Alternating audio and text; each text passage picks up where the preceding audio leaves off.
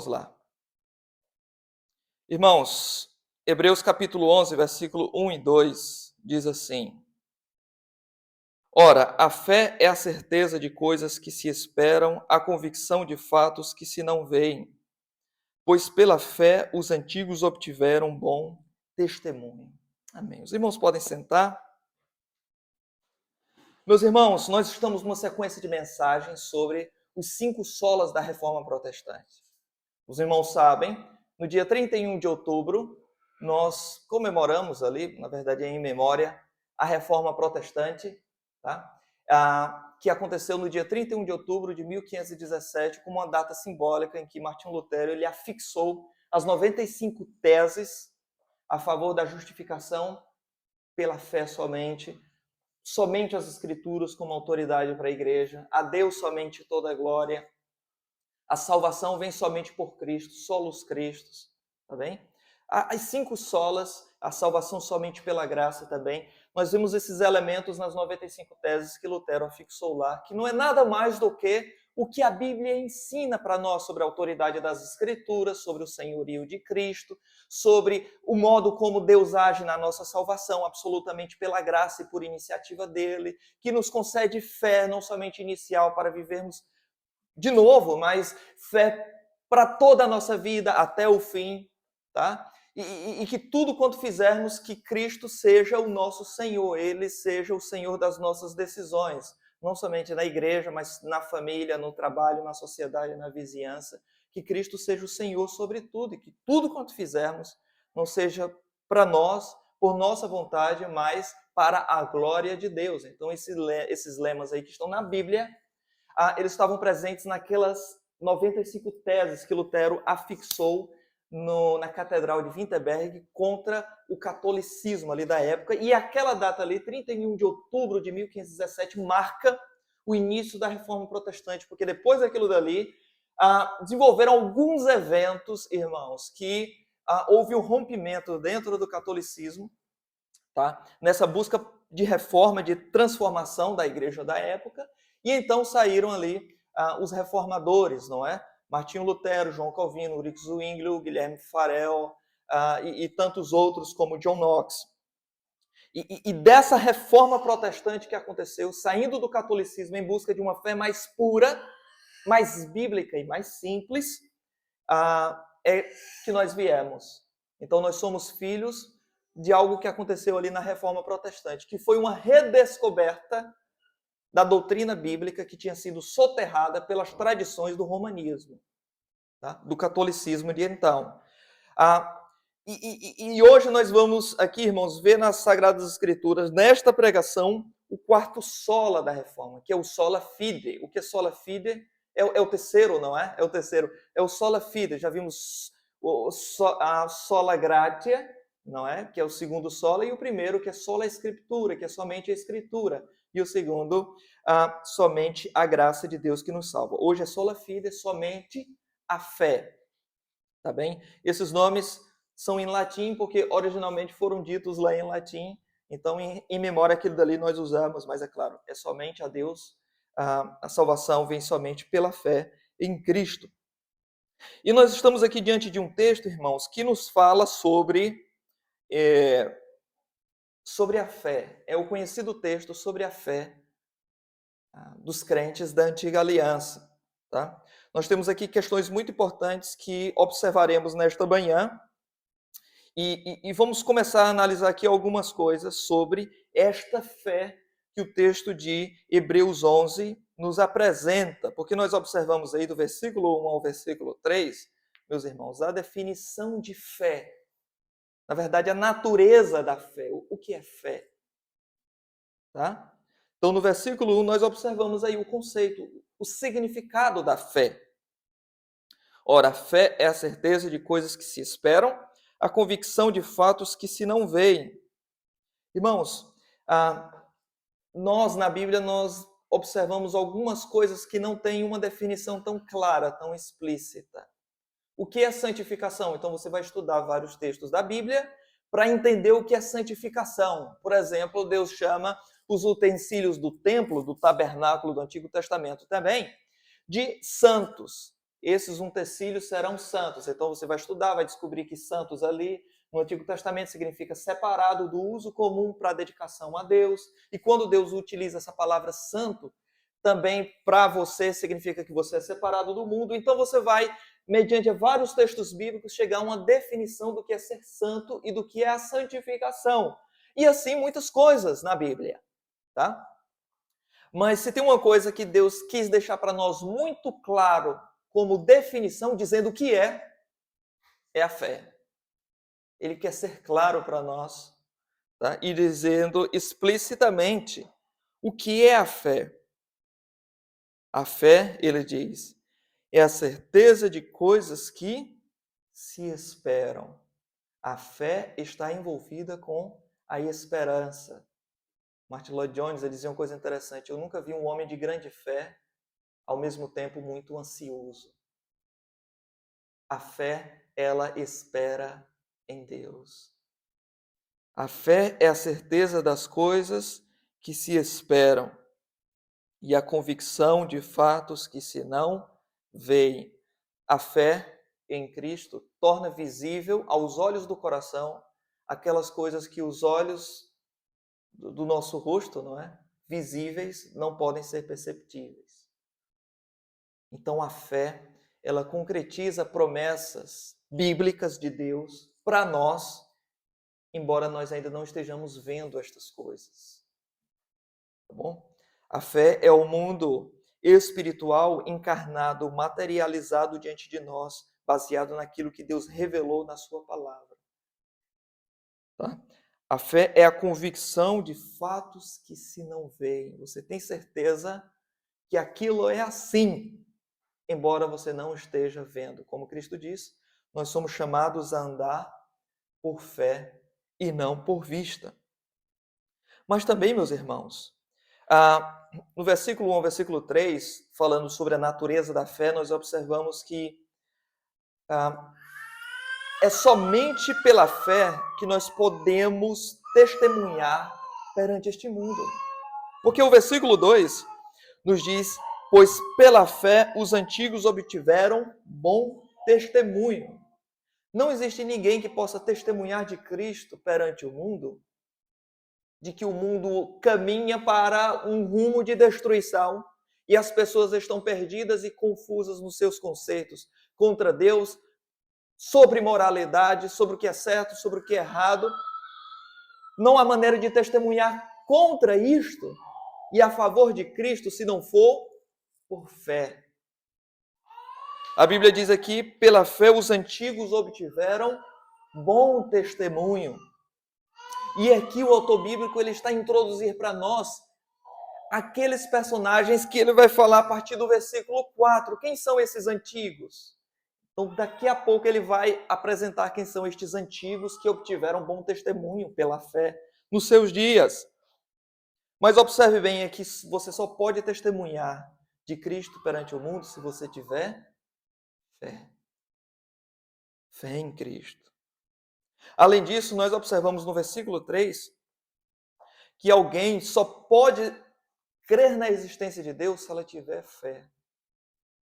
E ela só pode crer na criação do mundo por obra de Deus se ela tiver fé, se Deus lhe conceder isto. Tá? Para alguém que decidiu não crer em Deus, porque Deus assim não lhe concedera a fé, você pode ter um mar de argumentos para apresentar a essa pessoa de que Deus existe. Isso não será suficiente. Porque ela tem mais fé de que o caos produziu alguma coisa do que uma mente inteligente e absolutamente sábia produziu esse universo maravilhoso que nós observamos. Para você crer na existência de Deus e que Deus criou o mundo, argumentos são importantes, mas eles não bastam. Eles não são suficientes. É preciso que haja fé. Pela fé entendemos que foi o universo formado pela palavra de Deus. Só pela fé. De maneira que o visível, tá, o mundo e as coisas que nele há, veio a existir das coisas que não aparecem. Ou seja, Deus criou o mundo visível, as coisas, a partir do nada. Mas Deus já existia antes do nada. Por quê? Porque Deus foi que, no princípio, criou Deus os céus e a terra. Foi que Deus criou primeiro.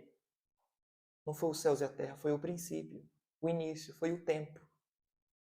Antes do tempo e do espaço existir, Deus já era. Então, quando existiu absoluto nada relativamente às criaturas, Deus já existia, com o Pai, o Filho e o Espírito ali, em absoluto amor e perfeições divinas, amando um ao outro e sendo amado. Então, Deus já existia e do nada Ele criou tudo. É estranho quando alguém diz que Deus não existe e as coisas do nada criaram a si próprias. O nada, ele não cria nada, irmãos. Tá bom? Não precisa fazer uma tese de doutorado para fazer isso, para provar isso. Para você convencer alguém, depois que você argumenta muito, de que Deus existe e que o mundo é criado por Ele, os homens não vieram através de um processo evolucionário, para você argumentar com isso, depois que você falou tudo, ore por Ele. Você ora por quem não tem fé e é Deus que vai convencer o coração. As maiores razões pelas quais alguém decide não crer em Cristo não é por questões intelectuais. É porque ela decidiu não crer por causa de alguma revolta com a religião, alguma frustração que ela teve. A razão de todo ateu, de todo darwinista, neodarwinista, que rejeita a fé em Cristo, é uma razão do coração, não é da mente. Tá? Então, o problema é do coração. Os irmãos lembram de Salmo 14? Diz o tolo no seu coração, não a Deus. Onde é que ele diz isso? É no seu coração.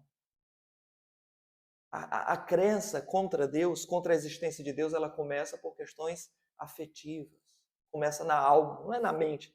Eu estudei muito e cheguei à conclusão que Deus não existe. De que o mundo não foi criado por Ele. Não é isso. Começa no coração. E se é um problema do coração, você ora para que Deus mude o coração. As pessoas podem ter resistência contra os seus argumentos, quando você fala de Jesus, quando você prega o Evangelho. Mas ninguém poderá ter resistência contra as nossas orações. As pessoas não podem ter defesas contra as nossas orações. Ore para que Deus conceda fé. Tá bem, irmãos? Além disso, a partir do versículo 4, e nós observamos numa sequência até o capítulo 12, versículo 1, é claro, há subtópicos aí, há subsecções aí, mas nós observamos agora quem são esses antigos que deram bom testemunho antigamente, tá? Nós observamos aí do versículo 23 a 29, antes disso, do versículo 4 até o versículo 22, nós observamos na nossa Bíblia, irmãos, que primeiramente vêm os patriarcas. Os patriarcas. Quem são os antigos que obtiveram bom testemunho? Os patriarcas, tá?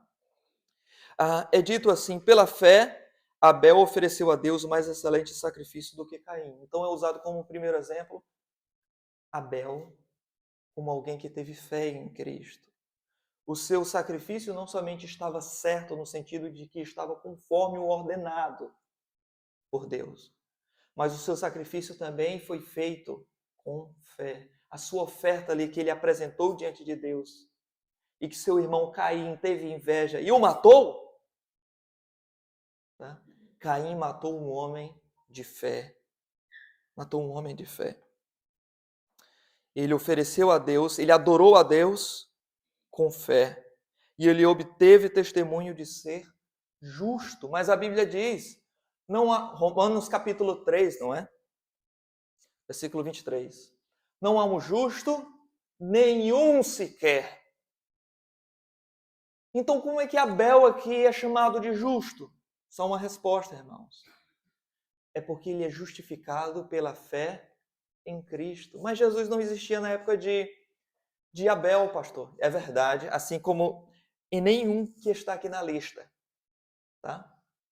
Mas isso é importante a gente perceber para que possamos, a partir dos próximos exemplos, Abraão, Moisés e todos os outros do Antigo Testamento, entender que a fé que aqueles crentes tinham do Antigo Testamento é a mesma qualidade da fé dos crentes do Novo Testamento. E daqui a pouco vamos ver uma aplicação sobre isso.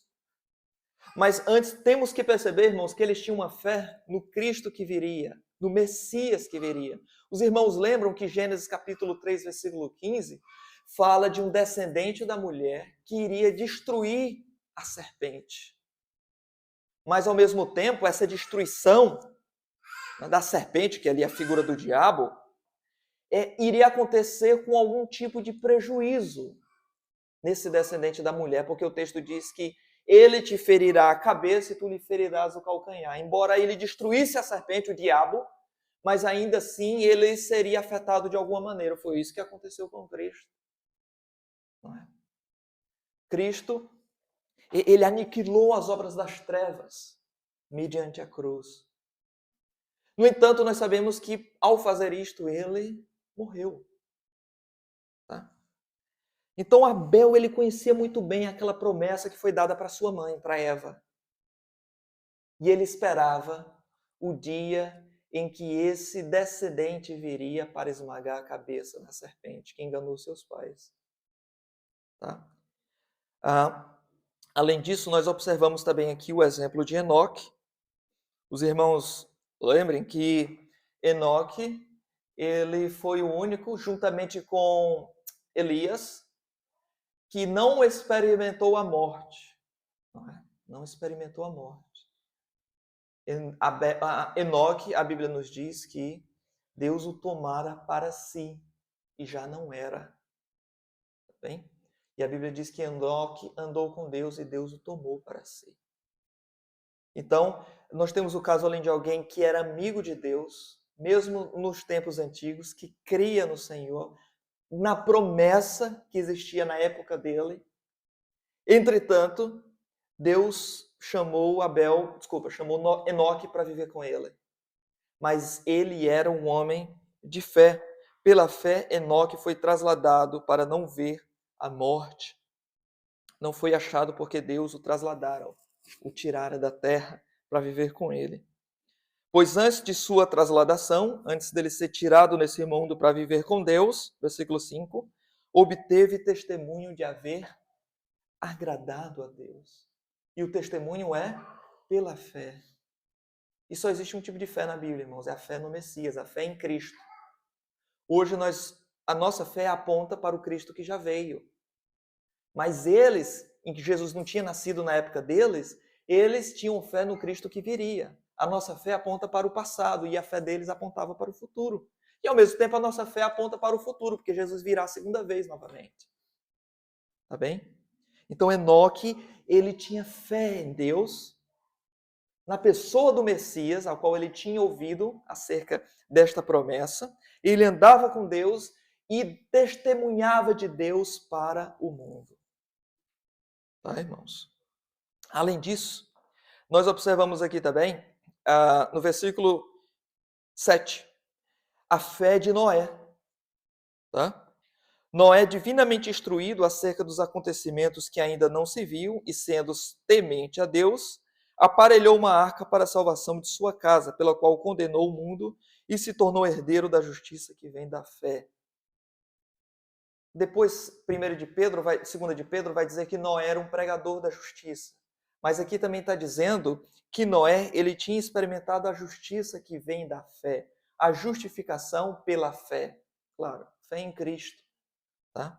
Então Noé, meus irmãos, ele foi divinamente instruído, nós conhecemos a história de que Deus iria destruir o mundo.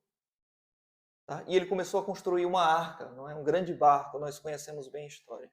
Agora os irmãos pensem, se vivessem na época de Noé, aquele homem construindo ali durante décadas e décadas e décadas e décadas, 100 anos ali, um barco, tá? Para dizer que viria um dilúvio que destruiria o mundo inteiro. para uma época que não chovia, irmãos. Não chovia naquela época. Tá? As plantas cresciam, elas eram umedecidas ali por um orvalho, tá? E a terra úmida também ali fazia com que as ervas crescessem. Mas não tinha chovido até então. Como é que vem dilúvio? Noé creu no que o Senhor falou. Tá? Creu no que o Senhor falou. E ele começou a pregar contra o pecado de sua época e apontando para a salvação que há somente em Deus.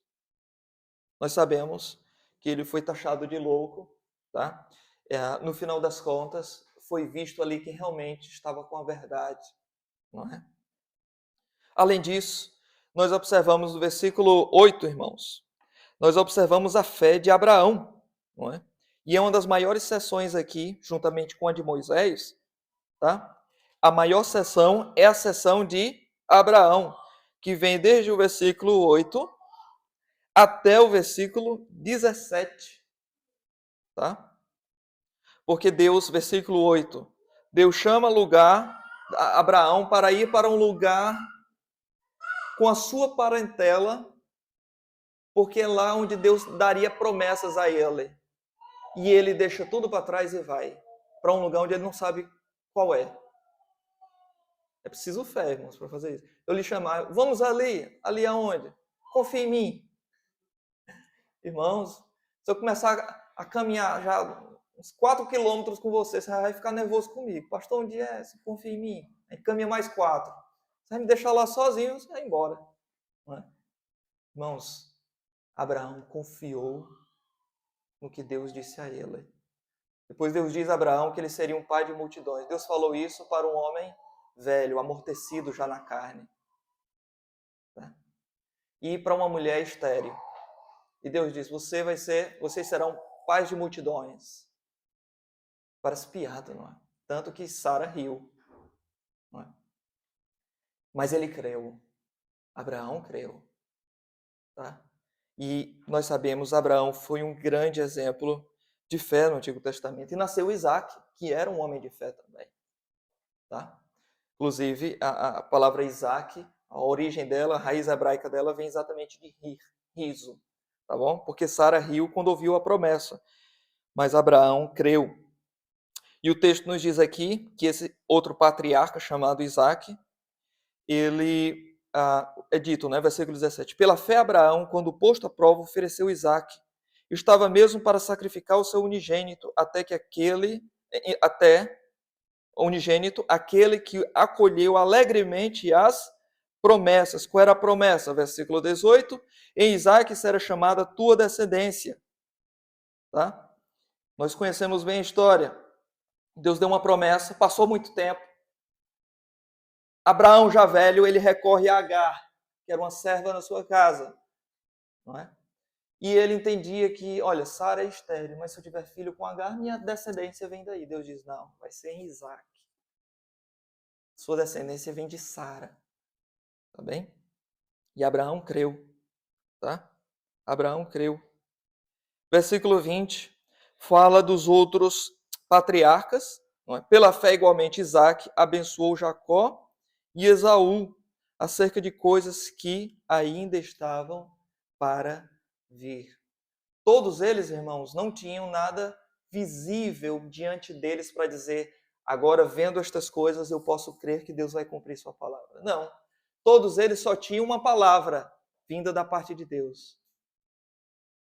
Eles não tinham nada visível ali diante deles para crerem. Tá? Só a palavra de Deus, irmão. Só a palavra de Deus. E eles creram no Senhor. E eles obtiveram um bom testemunho nos seus dias.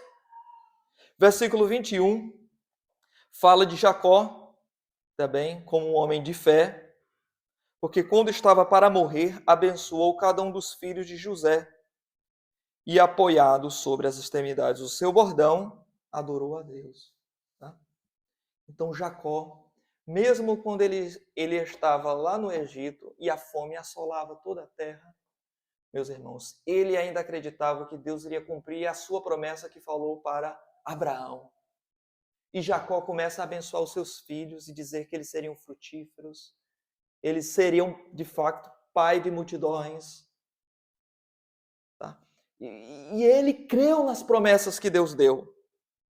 Tá? Mesmo velho, ele se apoiou ali sobre aquela bengala dele da época, sobre o bordão, mas mesmo no último suspiro de sua vida, ele adorava a Deus, crendo no Senhor. Além disso, meus irmãos, versículo 22, nós observamos que José imitou a fé de seu pai.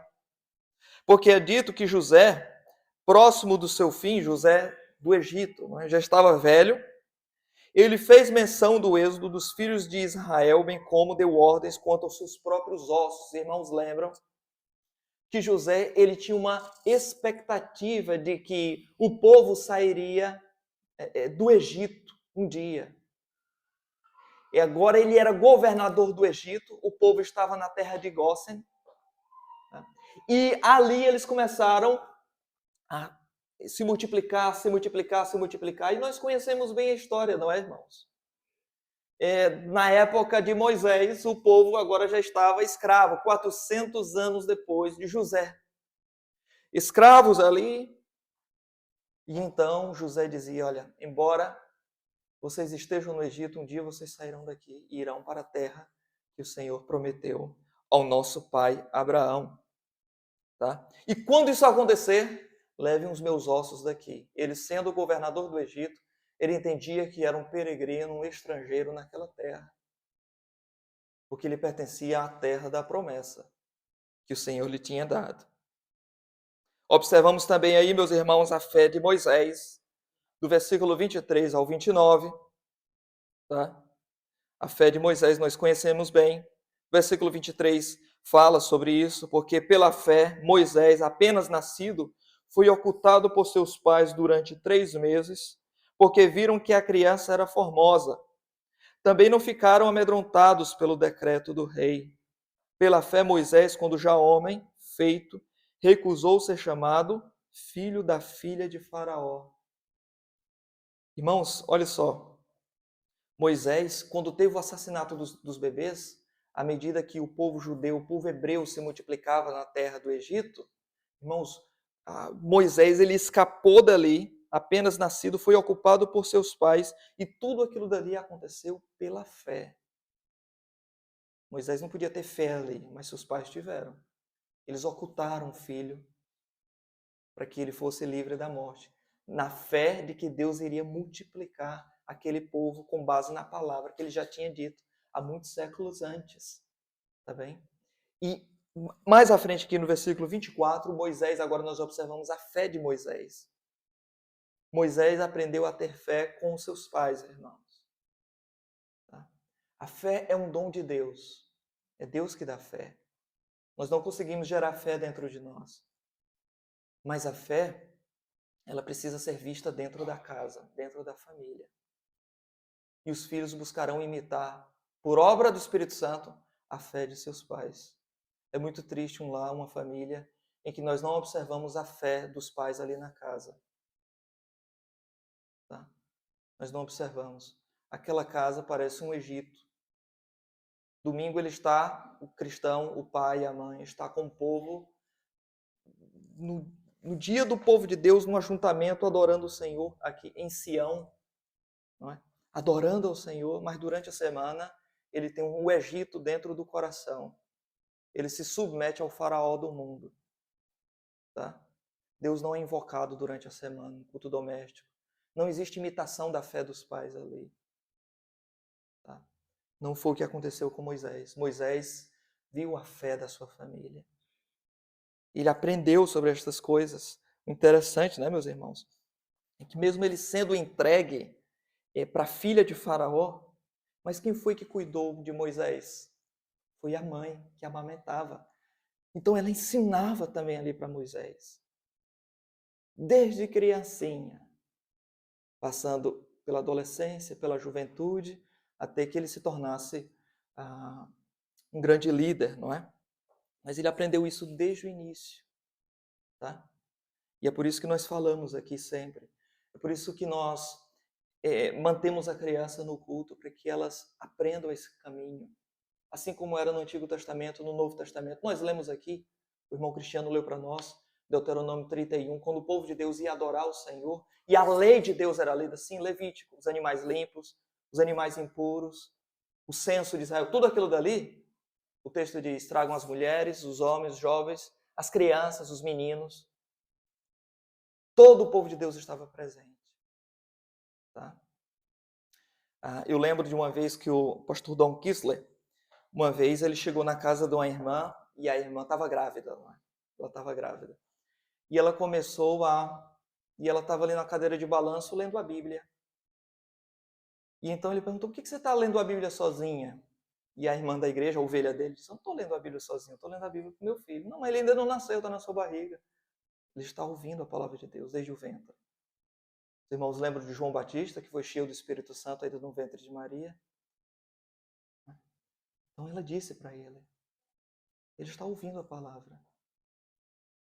Mas você tem certeza que isso dá certo? Olha, se faz bem a mim, deve fazer bem a ele também. Não é? E ela disse também, e o que é que há? E se não fizer, e se não acontecer nada, que mal faz eu ler a Bíblia? Qual mal que vai acontecer? Ele ouvir Bíblia demais? Não é? Irmãos, às vezes os nossos filhos, eles estão tão saturados do mundo que a gente pensa que eles não são capazes de ouvir a palavra de Deus. Eles são capazes sim, irmãos. Não têm capacidade de crer em Cristo, mas eles podem perceber mais do que o que nós pensamos que eles percebem. Tá? E a pregação é o momento que Deus se utiliza para salvar suas almas eternas. As crianças, os filhos, são almas eternas que Deus confiou em nossas mãos. E um dia nós prestaremos conta por elas. Precisamos ensinar a palavra desde cedo, porque elas começam a pecar cedo. Tá bem? Então Moisés viu isso dentro de casa, a partir de sua mãe, não é? Joquebede. Mais velho, ele viu uma injustiça, um egípcio ali maltratando um judeu, e então ele mata o egípcio. Tá? E então ele corre, nós conhecemos bem a história. E aqui, irmãos, existe uma coisa muito interessante aqui. À medida que a fé de Moisés amadurecia, irmãos, ele começava a perceber coisas erradas de forma muito clara, mas ainda não sabia reagir. Tá? Porque um novo convertido, ele já tem um novo coração, mas ele não sabe reagir. Ele, para fazer a coisa certa, ele é truculento. Mas ele quer fazer a coisa certa. Mas ele responde atravessado, com raiva. Em vez dele convencer pela verdade, ele mata a pessoa com a verdade. Tá? Moisés começava a abrir os olhos para a verdade. E a sua fé começava a ficar amadurecida. Então ele sai do Egito, claro, matou um egípcio, não é?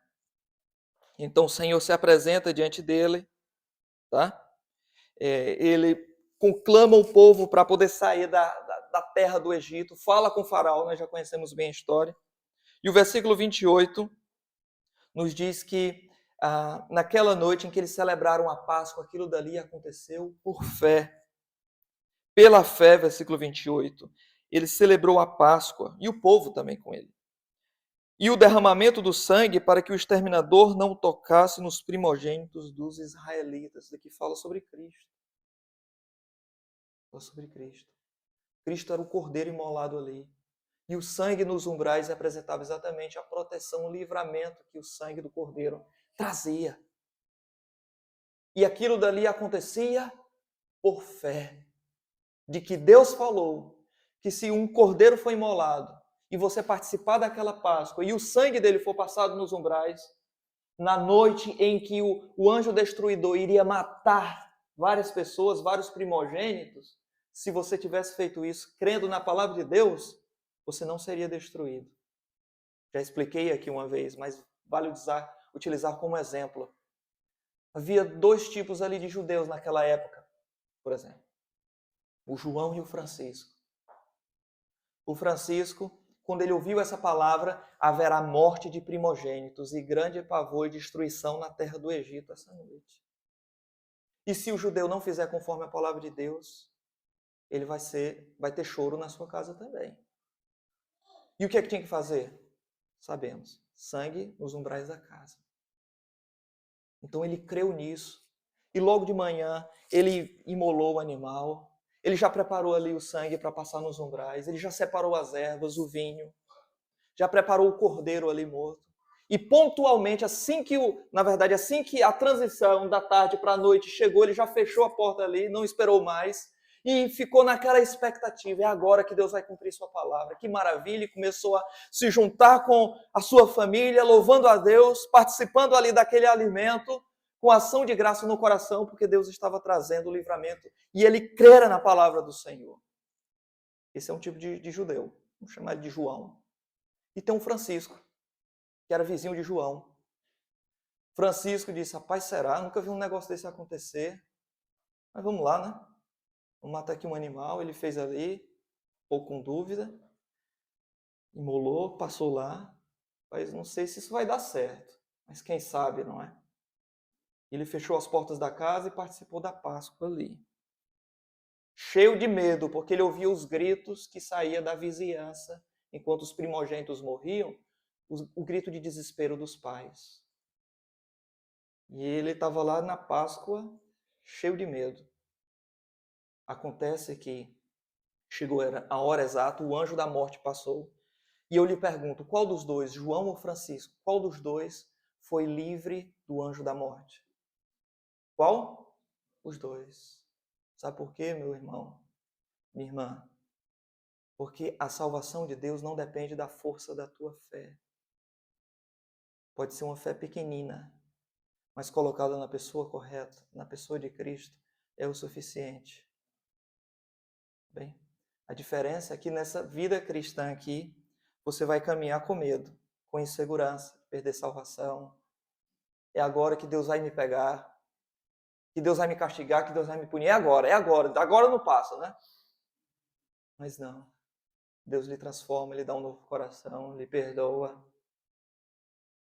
E eu diria até, irmãos, que nós estamos mais acostumados com a ira de Deus do que com o amor de Deus. Quando, infelizmente, nós praticamos algum pecado, nós logo nos abaixamos, né? É agora que o raio vem. Irmãos, aí Deus nos constrange, nos dá quebrantamento, nos arrependemos e passamos a sentir nojo daquelas coisas que praticávamos. E Deus nos perdoa. Não caiu o raio, Deus não nos matou, Ele nos perdoou. Nós nem sempre estamos acostumados com a bondade de Deus. Tá? Além disso, meus irmãos, do versículo 30, versículo 30 nos fala, versículo 31, desculpa, nos fala ali da fé, não é? Versículo 31, da fé de Raabe, não é? Agora, o autor de Hebreus, ele vai apresentar a fé de outras pessoas, além dos patriarcas, além de Moisés, ele vai apresentar vários nomes soltos. Ele apresenta aqui a fé de Raabe. Pela fé, Raabe, a prostituta, a meretriz, não foi destruída com os desobedientes, porque acolheu com paz aos espias. Quando nós conhecemos bem a história, espias são enviados para poder observar a terra que seria invadida, e então eles são descobertos e passa a haver perseguição contra aqueles espias judeus, e Raabe dá abrigo a eles e os ajuda a fugir. Raabe está traindo a sua própria pátria para crer no Deus de um outro povo que deu uma palavra para esse povo, e ela crê nessa palavra e pede salvação e ajuda as pessoas daquele outro povo que iriam destruir a sua nação. Tem que ter fé para isso, né, irmãos? E Deus deu essa fé para ela. E ela creu. E ela foi livre. E a Bíblia diz que isso aconteceu por fé. Fé de Raabe. Tá? E então, a partir do versículo 32, do versículo 30 até o 38, não é? A partir de Raabe aí, nós temos vários outros exemplos. Por exemplo, o versículo 32 fala: e o que mais direi, certamente me faltará tempo necessário para referir o que há a respeito de Gideão, de Baraque, de Sansão, de Jefté. Aqui ele cita uma sequência de juízes na época do período dos juízes em Israel, tá bom? Ele cita o juiz Gideão, o juiz Baraque, não aparece Débora aqui, porque embora Débora fosse chamada de... Era dito, na verdade, que ela era uma profetisa que julgava, no entanto, a liderança era de Baraque, era sempre de Baraque. tanto que aqui é mencionado Baraque e não Débora, tá bem? Então ele diz, o que mais direi? Certamente me faltará tempo para referir o que há a respeito de Gideão, de Baraque, de Sansão, outro juiz que nós sabemos, e de Jefté. Ele fala sobre esses juízes, irmãos, e quando nós observamos, especialmente de Sansão, irmãos, nós observamos que não são flor que se cheire aqui, não é? Quando você vê a vida de Sansão, Deus mandava Sansão fazer uma coisa, ele fazia o contrário. Ele não se envolver, não se casar com pessoas ímpias. Ele namorava e se unia com pessoas ímpias. Ele não poderia comer de nada que tivesse contato com o morto. Ele não somente comeu ali do mel que saía da caveira de um leão, mas ele fazia até anedota, piada, joguetes com aquilo dali. Banalizava o pecado. E nós sabemos as consequências do pecado na vida de Sansão, né? O levou literalmente à morte. Mas ali arrependido, nos momentos finais, cego, Deus tem misericórdia daquele homem. E o tempo em que ele julgava Israel, mesmo assim aquilo ali aconteceu por fé. Isso aqui, irmão, significa que não é o tamanho da fé de Sansão. Era sobre quem Sansão depositou sua fé. Sansão não é um modelo de um crente para nenhum de nós, mas ele é um modelo da misericórdia de Deus para nós. Tá bem? Sansão, Jefté, que era um outro juiz em Israel, Davi, que tinha fé em Cristo, muitos salmos no Antigo Testamento são salmos messiânicos que profetizam acerca de Cristo. Tá? Samuel, que era outro profeta, e dos demais profetas. Versículo 33 diz que eles, por meio da fé, subjugaram reinos, praticaram justiça, obtiveram promessas, fecharam a boca de leões. Então, os quais, esse pronome relativo aí, quais, não está fazendo referência somente a eles, agora de forma mais generalizada, irmãos, ele está pegando um grupo muito maior que não é mencionado por nome aqui. Por exemplo, ele fala que pela fé fecharam a boca de leões. Quando foi que Samuel fechou a boca de leão? Quem foi que fechou a boca de leão na Bíblia? Daniel. E então, a partir do versículo 33 em diante, até ali o versículo 38, ele cita feitos de homens de Deus no passado, que agiram por fé, mas ele não cita nomes. Isso é uma coisa muito interessante. Ele não dá nomes aqui, tá? Versículo 35 fala de mulheres que receberam pela ressurreição os seus mortos. Nós sabemos quem isso aconteceu, né? As irmãs Marta e Maria, não é? Alguns foram torturados, não aceitando o seu resgate para obterem superior ressurreição. Tá? O martírio aqui, como um testemunho pela fé diante do mundo. Versículo 36, outros, por sua vez, passaram pela prova de escárnios e açoites, sim, até de algemas e prisões. Nós sabemos que os crentes do Novo Testamento estavam incluídos aqui também.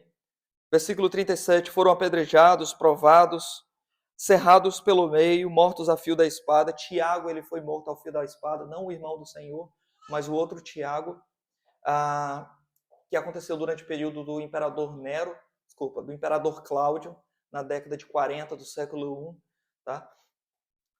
Mas os outros nós não temos tão claro aqui, como assim cerrados pelo meio. Então a tradição judaica entende que aqui ele está falando de Isaías ou de Jeremias, tá? Que foi literalmente cerrado pelo meio, mas especialmente Isaías, não é?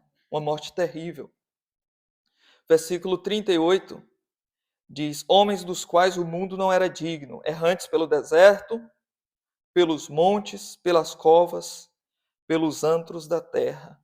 Aqui, meus irmãos, nós observamos a fé dos anônimos, a fé dos crentes simples e que são anônimos aqui. Não são dados nomes para eles. Tá? Por quê, irmãos? Porque é mais importante ser conhecido no céu do que ter um nome mencionado aqui na terra. Tá? Quando o anjo chegou perante Daniel, estava isolado lá na Babilônia, sendo perseguido, longe do seu povo, da sua terra, de tudo. O anjo disse: Daniel, eu vim porque você é um homem muito amado no céu.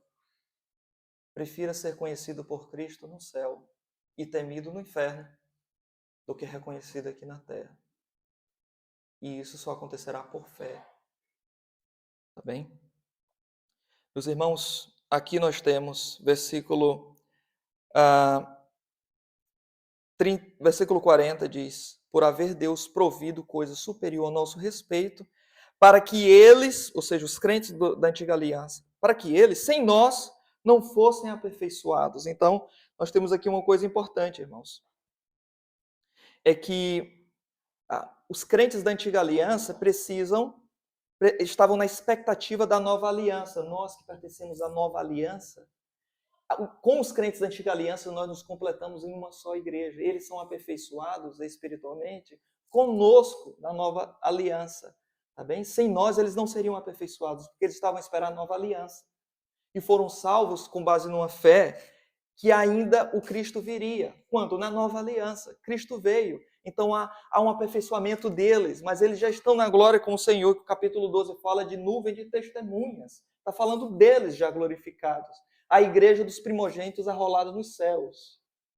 Tá? A igreja que está com Cristo agora. Destes nossos irmãos que acabamos de ler aqui, a fé dos antigos. Que quando nós nos reunimos para adorar, nos reunimos junto com a igreja arrolada nos céus. Está conosco aqui, irmãos, é um momento místico, espiritual e incompreensível, que quando nós adoramos a Deus, não somente a Trindade está aqui conosco, o Espírito Santo agindo entre nós, tá? Mas a igreja que está na glória, a igreja triunfante, se une a nós em louvor. Tá? Se une a nós em adoração a Deus. E no capítulo 12, versículo 1 e 2, termina aí falando sobre a origem dessa fé. Qual é a origem da fé, meus irmãos? A origem da fé está em Deus, não é? Versículo 1. Portanto nós, visto que temos a rodear-nos tão grande nuvem de testemunha, a nos rodear agora, desembaraçando-nos de todo o peso do pecado que tenazmente nos assedia, corramos com perseverança, olhando firmemente para o autor e consumador da fé. A origem da fé vem de Cristo. Cristo é que dá origem na fé. Ele que cria fé nos homens. E a fé aponta para Ele. Por isso que Ele é o consumador da fé. Tá? Então, Ele começa a fé e Ele dá conclusão à fé. A fé aponta para Ele. Ele é o objeto maior da fé. Tá? A fé vem de Cristo, tem a Cristo por objetivo máximo e é concluída por ação dEle. A primeira doutrina que nós aprendemos aqui, meus irmãos, é que a doutrina da justificação pela fé fala do que Cristo fez por nós e de como nós recebemos, nos apropriamos da obra dele nos nossos dias. Deus planeou a salvação desde a eternidade. O Filho veio para cumprir essa salvação, morrendo no Calvário. Mas nós não estávamos presentes fisicamente com Jesus lá no Oriente Médio há 2000 anos. Nós não estávamos ali fisicamente. Como é que eu me aproprio daquilo que Cristo fez por mim, lá no Calvário, sofrendo e morrendo no meu lugar? Eu me aproprio destas coisas pela fé, arrependendo-me dos meus pecados, crendo em Cristo para a minha salvação, e então aquilo que Ele fez é aplicado na minha vida por fé e através da obra do Espírito Santo. Tá? A fé aqui, meus irmãos, ela é dada por Deus e visa a pessoa de Deus partindo de um coração arrependido dos seus pecados. Você só pode se arrepender de pecado. E para você se arrepender de pecado, você precisa ter uma convicção de que você é pecador. Senão você vai ser salvo de quê? Não é só do inferno. O nosso maior inimigo não é o inferno, é o pecado. Se não fosse o pecado, o inferno não existia. O pecado é pior do que o inferno.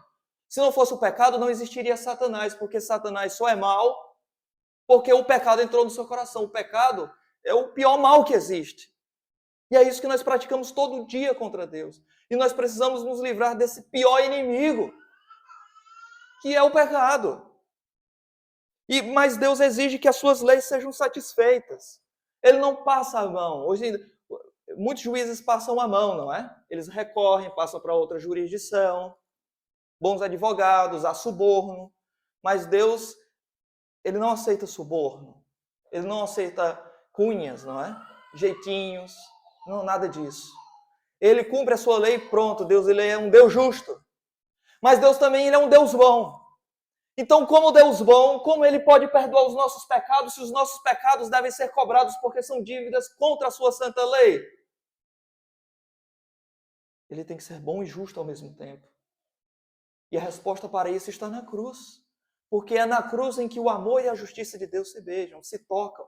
É na cruz. Ele pune outros pune a Cristo pelo pecado que outros fizeram e joga sobre Cristo a culpa, o pecado de outros na pessoa de Jesus. Coloca na conta de Jesus isso. E a justiça, a bondade, a santidade de Cristo é transferida de Cristo para essas outras pessoas, quando eles a recebem por fé. A isto nós chamamos de justificação pela fé, a imputação, quando a justiça dele é imputada, é colocada na nossa conta, e o nosso saldo negativo, digamos assim, é transferido para ele, se é que pode ser transferido saldo negativo, irmãos aí. Então, o que é mal é transferido para ele. E é por isso que ele morre, porque Deus, ele pune Cristo, porque ele vê Cristo ali recebendo pecados de outros. Tá, irmãos? Me aproprio disso pela fé que ele me dá. E quando eu creio em Cristo, eu sei que eu não era digno daquilo. Eu sei que, de fato, minha salvação vieram pelas obras, mas não as minhas, mas as obras de Cristo. E como diz aquele antigo louvor, eu nada trago nas mãos, Senhor. Irmãos, essa doutrina ela é consoladora. De que eu sou perdoado pelo que Cristo fez por mim, eu nada posso fazer para me salvar. Isso é perdoador. E isso é transformador, irmãos. Tá? Toda vez que eu peco, Michael Reeves dizia, toda vez que eu peco, eu crio uma razão para duvidar que fui aceito por Deus. E eu questiono o meu futuro com Deus. Porém, dia após dia, a doutrina da justificação pela fé fala de paz à minha alma.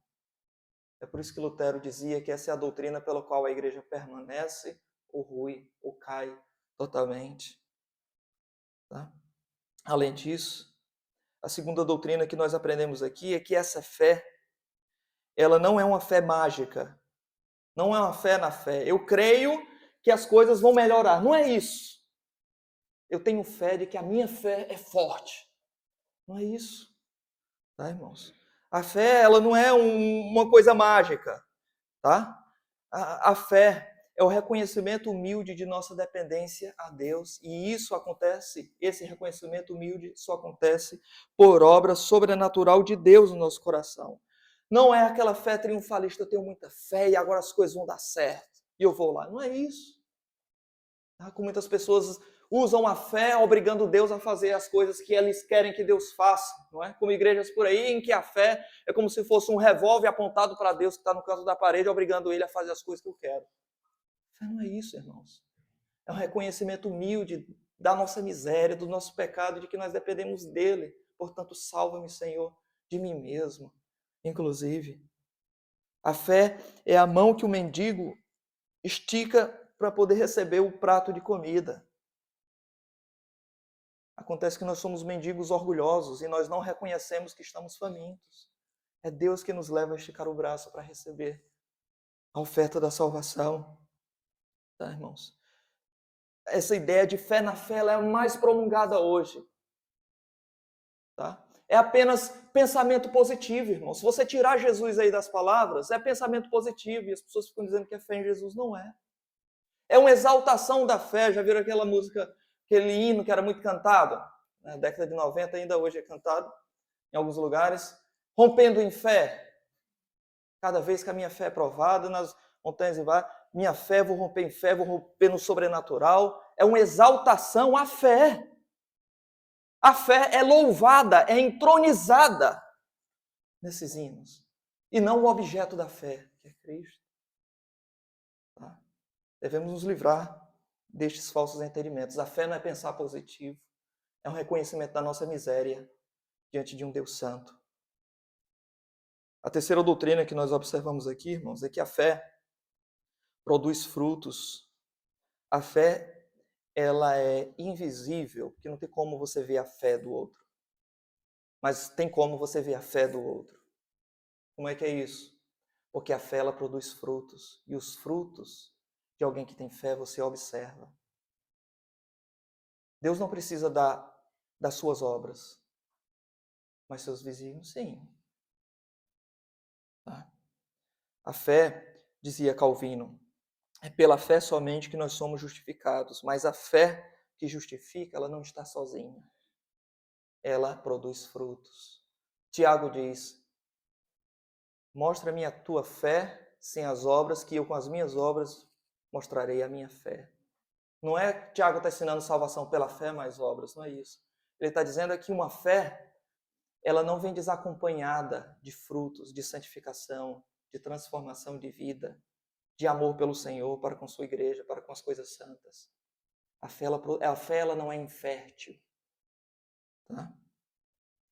A quarta doutrina que nós observamos aqui é que a salvação pela fé entre aqueles crentes da antiga aliança é da mesma qualidade do Novo Testamento. Nós já vimos isso. Meus irmãos, eu quero trazer aqui aplicações finais para terminarmos. E a minha primeira aplicação de fim, primeiro uso que nós fazemos dessa exposição e dessa doutrina aqui, é que, meus irmãos, principalmente aquele que ainda não é crente, tá? Se você já ouviu essas coisas todas, já sabia que precisava crer em Jesus, mas isso ficou apenas na sua mente, não muda a sua vida. É uma lamparina, é um candeeiro que ilumina o teu caminho para a perdição, em vez de ser um candeeiro que ilumina o teu caminho para a luz da salvação. Esse conhecimento que você tem dessas coisas, de que Jesus é importante, de que Ele salva, você saber apenas intelectualmente disso não tem nenhuma importância prática para você. A questão é, se você já se arrependeu dos seus pecados, naquele dia não vai ser preciso perguntar se você sabia destas coisas, mas somente você creu em Cristo. Você abandonou sua vida de pecados, você se arrependeu diante de Deus e colocou sua absoluta confiança nele para viver para ele, por ele e nele somente. Qual é a evidência de que você é um salvo por Cristo? Cadê as evidências da sua fé? Tá bem? Uma fé fraca pode receber a um Cristo forte. Lembre disso. Você não precisa de um arrependimento perfeito. Você não precisa de uma fé forte. Você precisa apenas de uma fé pequenina, do tamanho do grão de mostarda, colocada no Deus grande. Isso é o suficiente. Tá? E ainda hoje, se você fizer isso, você poderá passar por aquela porta ali com uma alma salva e com uma alegria que nenhum prazer mundano desta vida já te deu. Abandone tua velha vida, corra para Cristo, abrace Cristo pela fé, creia em Cristo. Mas minha segunda aplicação, agora para os meus irmãos, abandonem qualquer esperança de agradar a Deus com base nas tuas próprias obras. Nós vimos aqui, é pela fé somente. Portanto, livra-te de qualquer sombra de legalismo na tua vida. Você acha que Deus lhe salvou por graça e como é que você quer viver pelas obras? Como se Deus lhe desse um pontinho a mais toda vez que você fizesse uma coisa boa. A Bíblia diz que para Deus as nossas obras, as de justiça, são como trapos imundos. Por que você deve se diferenciar dos demais? Você é um filho de Adão, como eu e como os demais. Portanto, não pense que, tendo começado na graça, você pode aperfeiçoar essa salvação nas obras da lei e nem nas regrinhas inventadas por cada um de nós aqui. Lembre que, se você é um crente em Jesus, os teus pecados foram depositados na pessoa de Cristo. Cristo pagou um alto preço. Gritou na cruz: Deus meu, por que me desamparaste? E Ele fez isso para te conceder fé, arrependimento, santificação e glorificação. Não creia que isto pode ser descartado simplesmente porque hoje você fez alguns pontinhos melhor do que no domingo passado. E aí você regula a sua adoração a Deus quando está com o povo de Deus com base na tua semana. Bom, a minha semana hoje foi melhor.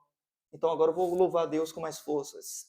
Hoje eu vou contribuir na casa de Deus com liberalidade. Hoje eu vou falar com os meus irmãos bem. Não regule o teu cristianismo com base naquilo que você faz ou deixa de fazer. O cristianismo não é sobre o que você faz, é sobre o que Cristo fez.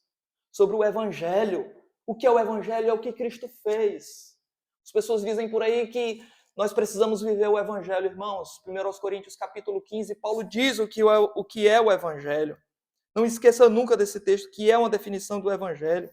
E o que é o evangelho?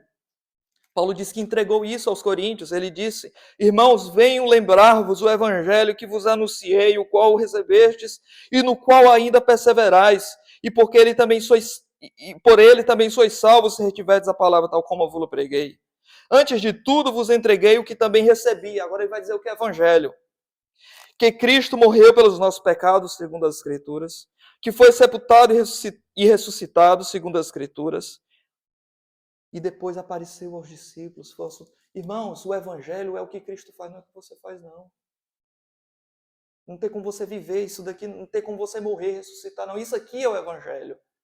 Você precisa viver uma vida de conformidade com o evangelho. Mas não viver o evangelho, só Cristo viveu o evangelho. Ele praticou o evangelho. Ele morreu, ressuscitou e subiu aos céus pelos nossos pecados. Tá? Não confie em tuas próprias obras para continuar crente até o fim.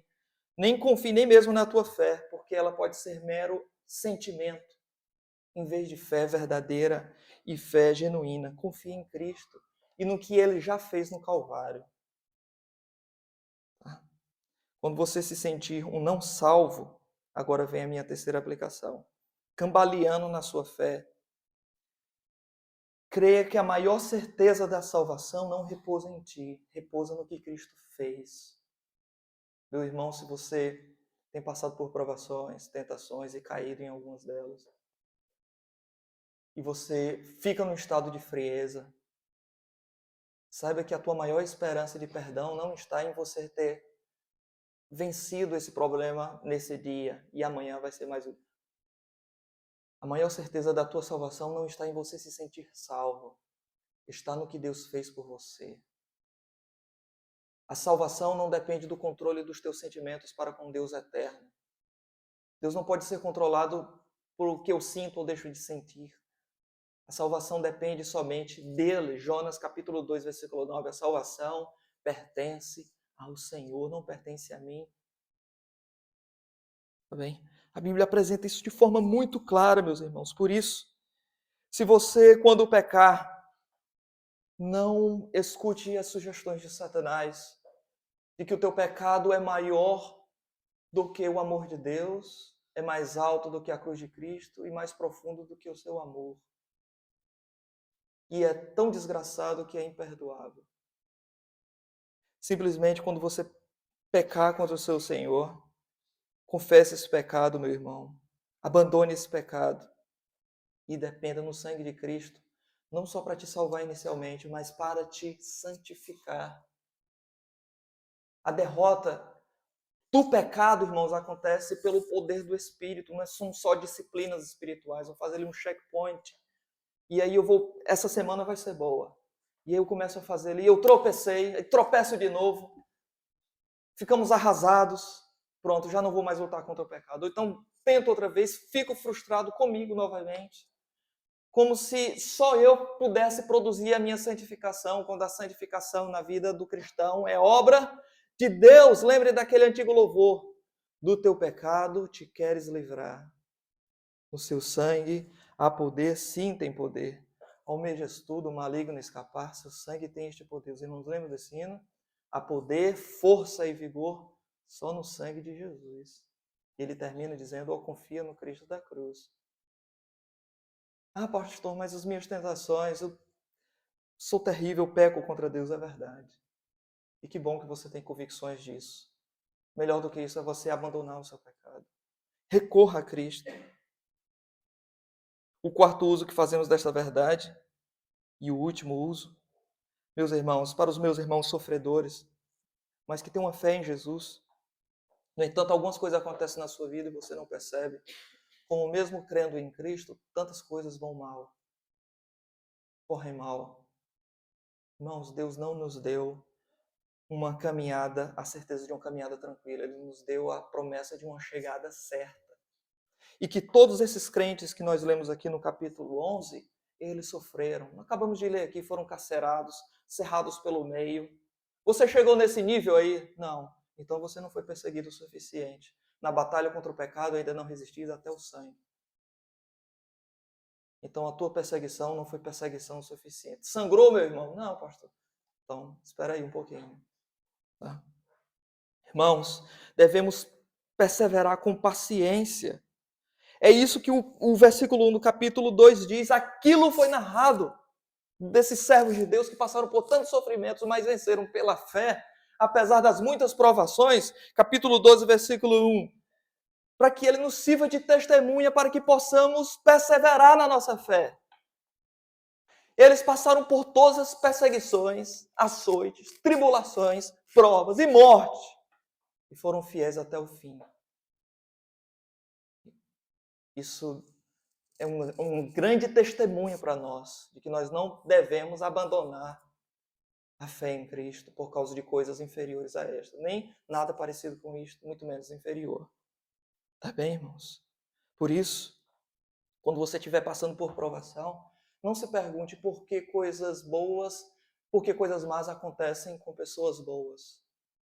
Jamais pergunte isso.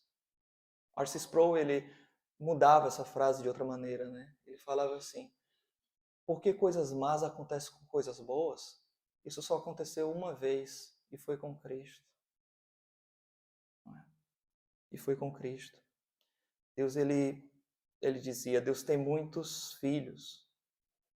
Ele só tem um filho que nunca pecou, mas ele não tem nenhum filho que nunca sofreu. A maior evidência da fé genuína, verdadeira, não crente, não é que ele não vai mais pecar. Ele vai continuar pecando, mas ele vai ser um pecador arrependido. A maior evidência de uma fé genuína é que ele vai lutar contra o seu pecado. Ele não se rende. Ele não se rende. Por isso, meu irmão, minha irmã, não se esqueça de que você é um peregrino nesse mundo. Você é um estrangeiro. Não faça desse mundo como sua casa. Um lugar muito confortável em que você adapta seu coração aqui. Não podemos fazer isso. E aqui eu falo, irmãos, também como um estrangeiro fisicamente, não é? Muitas vezes nós, devido a algumas tribulações, problemas sociais que existem no Brasil, nós chegamos em Portugal, que em alguns aspectos é superior no Brasil, em várias questões. E, irmãos, alguns cristãos, eles ficam tão adaptados aqui, que eles eram crentes bons no Brasil, quando chegam aqui, eles já não aparecem na igreja, já não vêm à casa do Senhor, a escola bíblica, não está em comunhão com os irmãos, o coração está plenamente adaptado. Ele pode dizer a semelhança de Pedro, Tiago e João, vamos fazer uma tenda e morrer aqui. Nós não podemos ter essa visão. José, sendo governador do Egito, ele entendia que o Egito não é seu lugar. Eu temo que alguns cristãos que dizem que saíram do Egito, a gente infelizmente ainda pode ver o Egito dentro deles, dentro de seus corações. No meio da tribulação, não abandone a fé em Cristo. Você é um peregrino nesse mundo. Eu sou um peregrino nesse mundo. Portanto, meu irmão, não vive embriagado com este mundo, como se pertencesse a este lugar. Versículo 5, lembre, é dado o exemplo de Enoque. É dado o exemplo de Enoque, de que ele caminhou com Deus. Pela fé, Enoque foi trasladado para não ver a morte. Não foi achado porque Deus o trasladara, pois antes da sua trasladação obteve testemunho de haver agradado a Deus. E na citação do texto de Gênesis, que é um texto maravilhoso, aqui faz uma alusão àquele texto. Ele não teve filhos e filhas e netos. Deus o tomou para si. E eu quero terminar exatamente com uma história muito bonita de um pastor que estava a pregar esse texto sobre a fé de Enoque nos seus dias, como um peregrino na terra. E depois que ele pregou, havia ali uma criança de 6 anos de idade, e a criança resumiu a pregação do pastor, né? E ela resumiu, escreveu no papel e depois leu. Depois leu. E a criança contou a história de Enoque da seguinte maneira: Deus e Enoque eram grandes amigos. Deus vinha frequentemente visitar Enoque e eles oravam juntos. Uma bela manhã, o Senhor disse: Meu amigo, que tal caminharmos juntos? E Enoque respondeu: Tudo bem, Senhor, vamos lá. Até logo e feche a porta, disse Enoque para sua esposa e seus filhos, e foi. Deus e Enoque tinham muito o que conversar naquele dia. Então, Enoque andou com Deus, e eles viram as flores, eles viram as cabras e as crias das cabras, até que de repente Enoque ficou assustado e disse: Meu Senhor, nós andamos tão longe e ali está a sua casa. Como é que eu vou descobrir agora o meu caminho de volta para minha casa? Mas o Senhor disse: Bem, Enoque, sabemos que num dia ou no outro você virá para morar comigo, não é mesmo? Por que não agora? E Enoque já não era, porque Deus o tomou para si. Vamos orar.